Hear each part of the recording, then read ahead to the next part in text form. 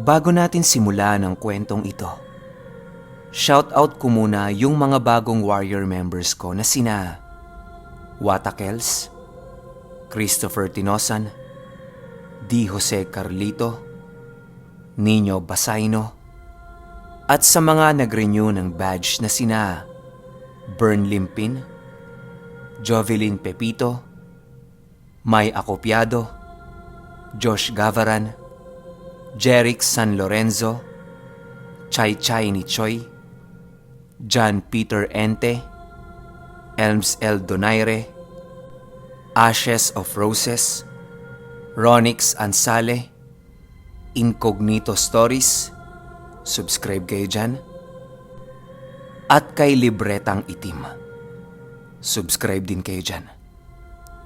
Maraming salamat po sa inyo. Simulan na natin to. Ang kwentong ito ay hango sa totoong buhay.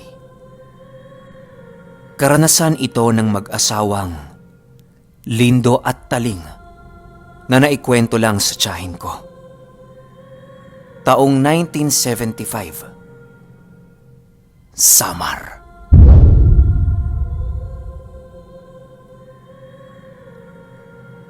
Itong mga panahong ito, kasalukuyang may pamilya itong si Taling. Wala silang naging anak sa kadahilanang hindi sila nabiyayaan ng may kapal.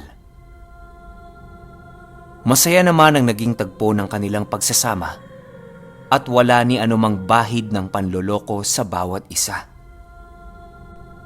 Kahit wala silang naging anak, masaya pa rin naman sila. Tila ba kontento na ang mga ito sa kanilang mga buhay. Simpleng buhay lang ang meron sila. Tama lang na makakain 3 beses sa isang araw. Nakatira ang dalawa sa isang di kalakihang kubo na marami silang pananim, kagaya ng saging, kamote, mais at iba pa. Binibenta nila ang sobra ng kanilang ani sa baryo upang makalikom ng salapi, pambili ng kanilang pangangailangan. Nakakasunod itong dalawa sa kanilang pag-uugali, kaya naging maganda talaga ang kanilang pagsasama. Isang araw, habang nagtatanim ng kamoteng kahoy itong si Lindo, di niya inaasahan ay nakagat siya ng isang ulupong. Napakaitim ng ulupong na yon at talagang napakadelikado. Agad niyang tinawag ang kanyang asawa dahil sa nangyari sa kanya. Taling! Naku, kinagat ako ng babuyon! Wika ni Lindo habang natatakot. Paano nagkaroon ng ahas dyan? Diyos ko po, Lindo. Pasok! Sagot naman ni Taling. Ang babuyon ay isang uri ng makamandag na ahas. Kulay itim ito at mahaba talaga kapag lumalaki. Mabangis din ang ahas na ito at napakarami na nitong nabiktima sa Samar. Agad namang pumasok si Lindo sa kanilang tirahan upang magpagamot kay Taling. Kung hindi nyo kasi naitatanong, itong si Taling ay marunong manggamot sa mga tuklaw at kamandag ng ahas. Itong si Lindo naman ay isang manghihilot. Dali-daling kumuha si Taling ng batong ahas upang mapasipsip dito ang kamandag ng ulupong na kumagat kay Lindo. Habang inilalapat niya yon sa balat ni Lindo, nag-uusal siya ng Latin kontra ahas. Maniwala kayo o hindi, paglapat ng batong ahas na yon, ay tila ba may buhay ito dahil sa ginagawa nitong pagsipsip ng dugo sa balat ni Lindo. Nakadikit ang batong ahas na yon sa katawan ni Lindo At kahit galaw-galawin niya yon at pilit tanggalin, ay hindi yon natatanggal. Ayon kay Taling, Lindo, hindi mo yan matatanggal kapag may lason pa sa katawan mo. Ito naman si Taling oh. Sinusubukan ko lang ang orasyon mo kung totoo. Pabirong sabi ni Lindo. Kung di nyo kasi naitatanong, ang batong ahas ay isang uri ng bato na kung saan ginagamit yon ng mga manggagamot upang sipsipin ang lason ng ahas. Maraming batong ahas kung tutuusin. Pero kung gusto mong makakuha ng napakabisang batong ahas, dapat mong makuha yon tuwing sasapit ang mahal na araw. Maliit lang ang batong ahas at kulay itim. Kadalasan maraming nagtitinda nito lalo na sa mga tribo na nasa loob ng gubat. Hindi ito klase ng mutya, bagkus ay isa lamang itong ordinaryong bato. Pero kung marunong ka ng Latin kontra ahas, ay napaka-epektibo nito. Hindi aabutan ng isang oras at magaling na kaagad yung pasyente mong nakagat o natuklaw ng ahas. Makalipas ang 10 minuto, kusa na lang itong natanggal sa kanyang balat. Matapos yan ay sinabihan na siya ng kanyang asawa na wala na siyang lason sa katawan. Hanggang sa bumalik ito sa kanilang taniman upang hanapin ang ahas na kumagat sa kanya. Hindi naman yun nahanap ni Lindo. At matapos ang ilang oras niyang paghahanap, napagpasyahan niya na lamang natabasin ang mga nagsisitaasang talahib sa kanilang bakuran. Maraming dumadayo sa kanilang bahay upang magpagamot kay Taling. Halos araw-araw ay merong bumibisita sa kanila upang magpahilot o hindi naman kaya ay magpasantigwar. Bihasa kasi si Taling sa paggamit ng santigwar. Kadalasan kasi ang mga bumibisita sa kanila ay mga taong natitino o hindi naman kaya ay nakukulipaw. Ang tino ay bate sa Tagalog. Alam nyo naman yon, di ba? Pag ikaw ay nabate. At ang santigwar naman ay ang mabisang paraan upang matukoy kaagad ang mga nilalang na gumagambala sa isang tao. Ilang buwan ang lumipas at sumapit na ang araw ng kanilang pag-aani. Di kalakihan ang kanilang aanihing mga bungang kahoy, pero alam nilang kikita sila rito kahit konti.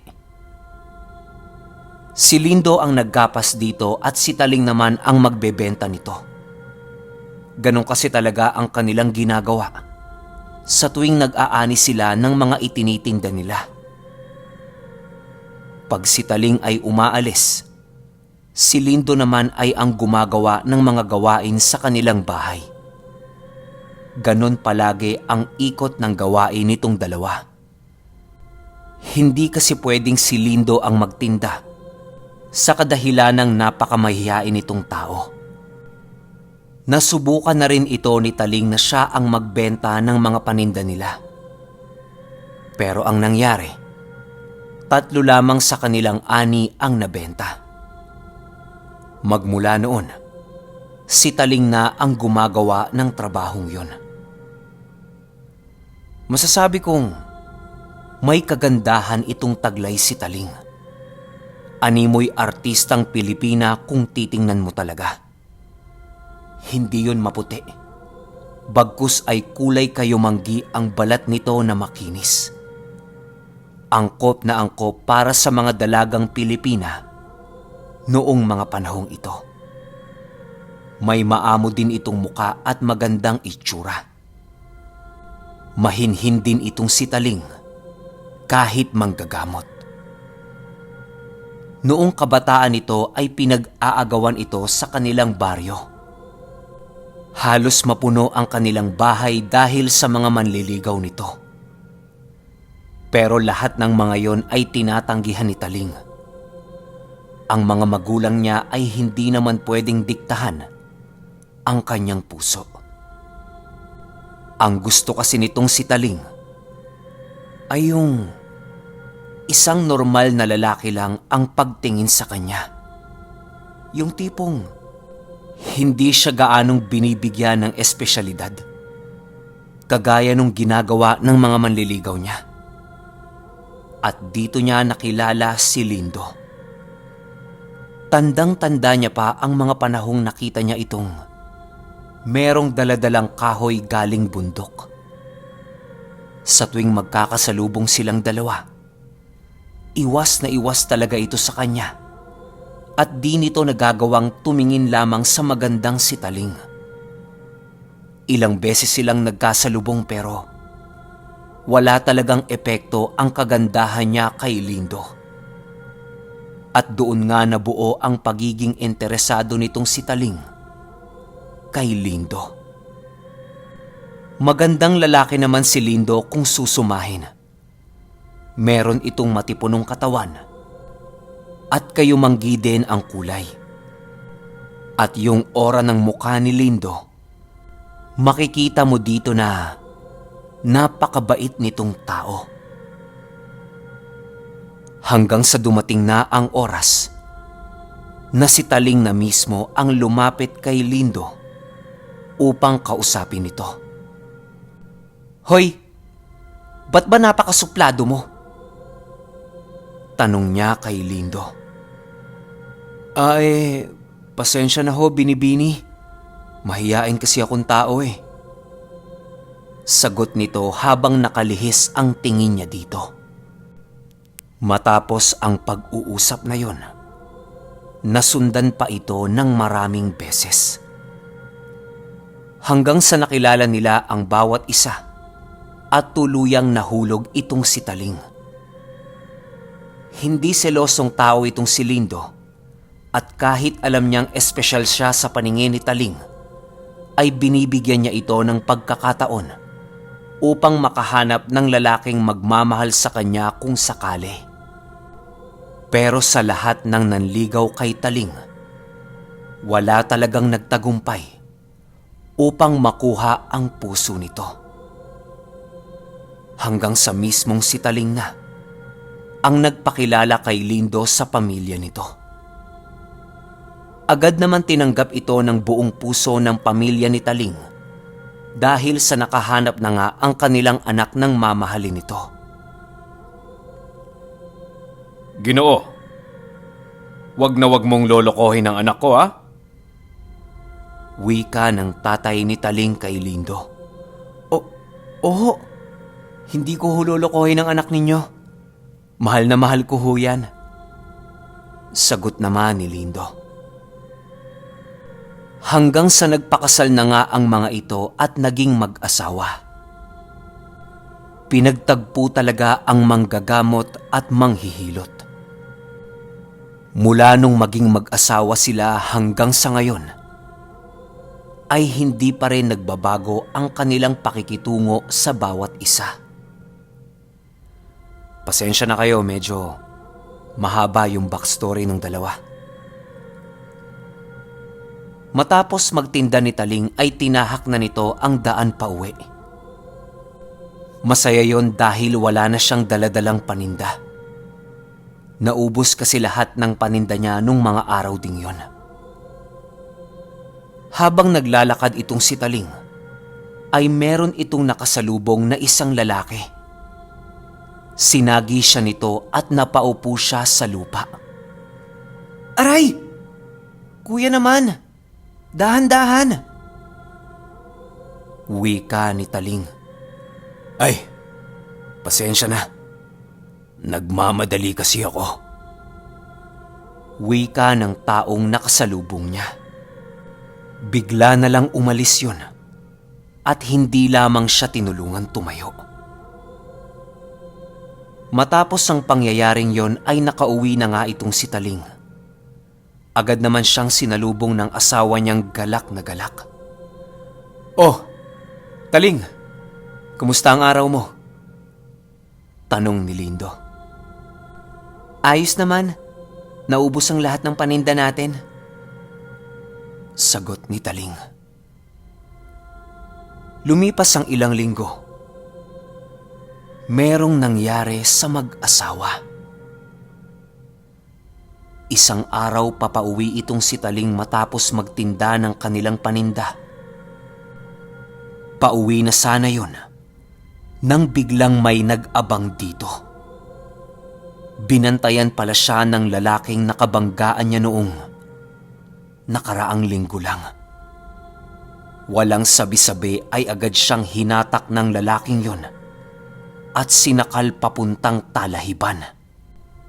Nagpupumiglas itong si Taling sa pagkakasakal dito, pero baliwala yon dahil napakalakas ng taong yon. Itong si Taling, animoy mawawalan na ng malay dahil hindi ito makahinga sa sobrang higpit ng pagkakasakal sa kanya. Gustong-gusto nitong sumigaw pero napakahina ng boses na inilalabas ng kanyang bibig. Matapos nilang marating ang sulok ng Talahiban, ay doon na nga nangyari ang karumal-dumal na ginawa sa pagkatao ni Taling. Takang-taka itong si Lindo dahil nung araw na yon, hindi nakauwi itong si Taling. Kung saan-saan niya na hinanap yon. Pero wala. Hindi niya ito makita-kita at ang tanging magagawa na lang niya ay iyak ng iyak. Wala namang dahilan para iwan siya nito. Dahil kahit kailan, hindi niya ito nagawang pagbuhatan ng kamay o kahit murahin man lang. Wala silang naging seryosong pag-aaway magmula nung naging mag-asawa sila. Kahit kanino na lumapit si Lindo upang tulungan siya. Pero wala talaga. Marami nang naghanap kay Taling pero hindi nila makita yon. 6 na araw ang lumipas at natagpuan nila si Taling na naaagnas na ang katawan. Wala na yung saplot at nung makita ito ni Lindo, hindi maipaliwanag ang kanyang reaksyon nun. Halos parang siya ay mamamatay na rin dahil sa lungkot at pighati na kanyang nararamdaman. Yung bangkay ng asawa niya nangangamoy na. Pero wala siyang pake kung napakabaho na ng bangkay ni Taling. Hanggang sa bigla na lang itong tumigil sa pag-iyak. Napuno ng puot at galit ang puso nitong si Lindo. Agad niyang kinuha ang damit ni Taling at itinago yon sa kanyang bulsa. Pinatapos niya muna ang ilang araw hanggang sa mailibing ang kanyang asawa. Kahit maraming dumadalo sa lamay ni Taling, ni isa, walang kinakausap si Lindo. Tila ba nakatingin lang ito sa malayo at tulalang-tulala na napakasama ng titig. Wala na ditong nagtangkang kausapin siya dahil nga sa ganong itsura niya. Matapos mailibing ni Taling, umuwi itong si Lindo na animoy na wala ang wisyo nito at sinaniban siya ng demonyo. Hanggang sa may kinuha yon sa ilalim ng kanilang bahay. Isang baol na merong libretang napakaitim at nakakasulasok ang amoy. Libreta ng Ting-aw ang ibinaon nitong si Lindo. Tama kayo nang narinig. Ang angkan ni Lindo ay isang dalubhasang mangtitingaw at siya ang pinagmanahan ng yumao niyang ama. Galit na galit itong si Lindo at yung kinuha niyang damit ay inilabas na niya. Hindi ito kumain buong araw at pag-uusal lang ng mga engkantasyon ng tingaw papunta sa damit. Unti-unting nangingitim ang damit ni Taling habang inuusalan ito ni Lindo. Nang umitim na ang buong damit na yon, inumpisahan na ni Lindo ang kanyang ritual. Hindi na ito naglalalabas ng bahay at yung bahay nilang mag-asawa ay binalot na ng kadiliman. Pansin mo rin ang pagkakawala ng hugis ng katawan nito dahil sa namamayat na. Hindi na kasi yun kumakain sa tamang oras at itinutuon na nito ang lahat upang makapaghigante. Matapos umitim ang damit na yun, sinimulan na ni Lindo ang isang ritual na napakalakas. Humukay siya ng napakalalim sa lupa at ibinaon niya dito ang kanyang katawan ng isang araw. Habang nakabaon, nakapikit lang siya at nag-uusal. Gabi lang kumakain itong si Lindo at asin lang ang nagiging ulam niya. Matapos ang isang araw na paglibing sa katawan, hiniwa niya ng hindi kalaliman ang kanyang dibdib, braso, paa at hita. Maliit lang na hiwayo na kayang lumabas ang dugo sa katawan. Matapos niyan ay humiga ito ng nakadipa sa lupa na nag-uusal ng orasyon ng tiaw. Maniwala kayo o hindi, 16 na araw ang ginawa niyang pagsusumpa sa sinumang pumatay sa kanyang pinakamamahal. Halos mamatay na itong si Lindo dahil hindi ito naglalalabas sa kanilang bahay. Hindi na ito nasisinaga ng araw at payat na ito sa loob lamang ng 16 na araw. Matapos maisagawa ang ritual ni Lindo, agad itong kumain ng kumain upang maibalik ang kanyang resistensya. Hindi na ito ang dating Lindo na masiyahin. Animoy demonyo na ito kung titingnan. Ang mukha nito ay animoy, palaging may gagawing masama sa kapwa. Ilang araw lang ang lumipas, biglang nagkasakit ang taong may ginawang karumal-dumal kay Taling. Ayon sa pamilya nito, nagkaroon lang yon ng parang galis sa katawan at doon na nagsimula ang lahat. Lahat ng manggagamot ay pilit na tinulungan yung lalaki. Pero lahat sila nabaliw. Di nila kinaya ang ritual na ginawa ni Lindo. Di nga nila mahanap at matukoy yung sakit na ibinigay dito. Matapos yan, 5 araw lang ang nakalipas, ay agnas na ang kamay nitong lalaki at buto na lang ang natira. Naputol na din ang kamay nito at paa dahil sa nangyaring yon. Makalipas lamang ang 10 araw, lumabas na ang buto nito sa dibdib at butot balat na yon. Grabe ang pangangamoy ng lalaki at bungo na talaga ang ulo nito. Makalipas pa ang 10 araw, buhay na buhay pa rin ito, pero gustong-gusto na niyang mamatay. Gusto na nitong patayin siya ng kanyang pamilya upang matapos na ang kanyang pagdurusa. Pero hindi yun ginawa ng pamilya niya dahil umaasa pa ang mga ito na gagaling siya.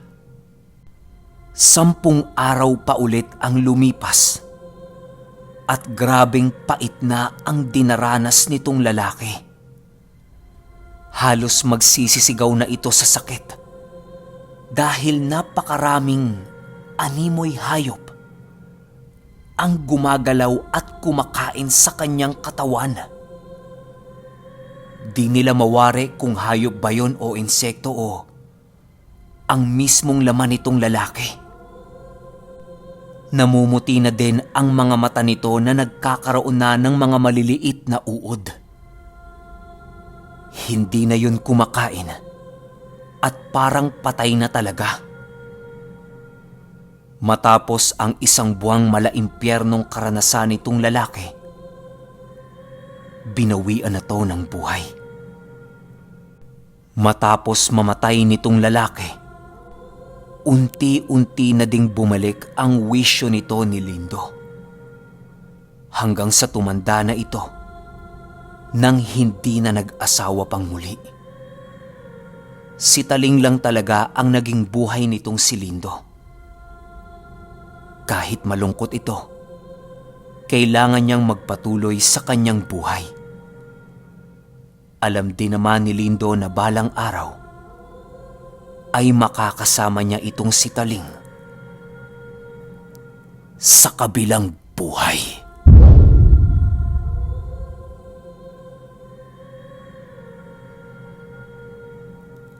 Okay, opinyon ko sa kwento. Ang bigat. Sobrang nakakalungkot yung nangyari para dito kay Lindo. Pero yung tiaw, o kung ano man yun, ngayon ko lang narinig yung proseso ng pangungulam na ganun yung ginagawa niya, no? Parang may pagkakapareho to dun sa isa kong kwento eh. Hindi ko lang maalala eh. Pero solid din yung kwento na yun.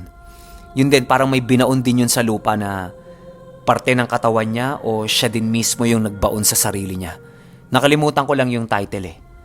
Pero ang masasabi ko lang dito, tama lang yung ginawa ni Lindo dun sa bumarubal dun sa asawa niya. Kahit sino naman siguro na lalaki, di ba? Pero yun nga, feeling ko itong si Lindo, sinanla na yung kaluluwa niya sa demonyo para lang makagante. Pero hindi natin masasabi yung sakit na dinanas niya. Pero kayo, kung may opinion kayo sa kwentong ito, i-comment nyo lang sa baba. Kita-kits tayo mamaya para sa first episode ng isa pa nating serye. Yun lang. Salamat.